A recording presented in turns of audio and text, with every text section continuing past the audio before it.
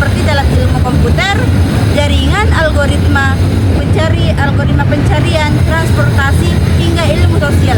Yang kedua, definisi graf. Graf adalah kumpulan simpul dan sisi yang menghubungkan simpul-simpul itu. Simpul vertex titik dalam graf biasanya digunakan dengan huruf seperti A, B, C. Sisi edges, garis yang menghubungkan dua simpul. Contoh graf sederhana: simpul A, B, C dan sisi A, B, AC, BC.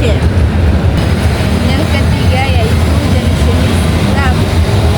Pertama, berdasarkan arah, yaitu graf tidak berarah, contohnya jalan dua arah. Yang kedua, graf berarah, sisi memiliki arah tertentu, contohnya jalan satu arah. Yang kedua, berdasarkan bobot. Pertama, graf berbobot, sisi memiliki nilai, misalnya jarak atau biaya.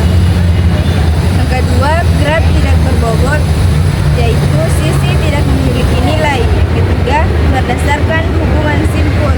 Materi selanjutnya yaitu pengertian representasi graf. Representasi graf adalah cara atau metode yang menggambarkan struktur graf dalam bentuk yang dapat dipahami baik oleh manusia maupun komputer.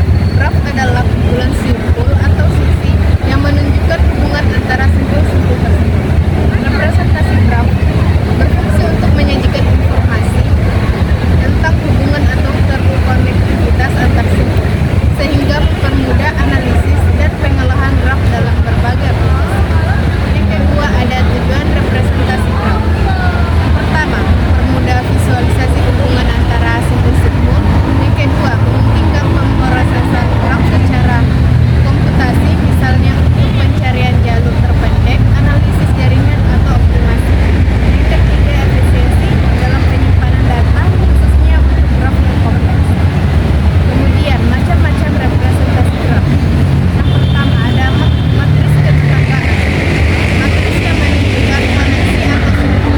Barisan dan kolom mewakili simpul, dan nilai dalam matris menunjukkan ada tidaknya sisi antara simpul-simpul tersebut.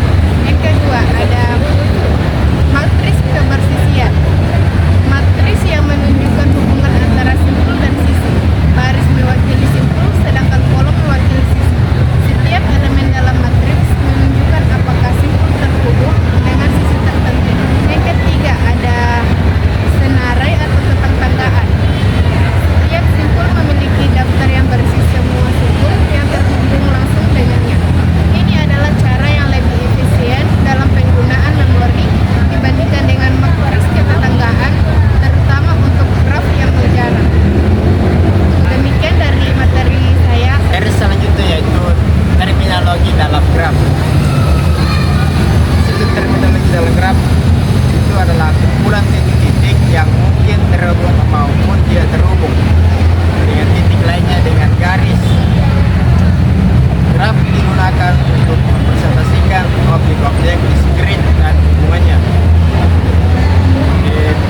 Terminologi graf itu terdiri dari tentu bertetangga atau adjacent, lalu ada bersisian atau insiden, lalu titik terpencil yaitu isolated vertex, lalu jalan atau wall, tidak, lintasan atau path, sirkuit, siklus atau lintasan tertutup, sikel. Lalu ada terhubung dan tidak terhubung, komplement dan isomorfik. Lalu itu beberapa terminologi dalam graf itu antara yaitu komponen terhubung kuat, misalnya maksimal graf bagian terhubung kuat dari graf terarah. Lalu ada graf terhubung lemah, itu graf berarah yang memiliki lintasan dari A ke B jika dipandang sebagai graf tak berarah. Lalu ada graf terhubung sederhana, yaitu graf yang memiliki lintasan antara dua simpul jika arah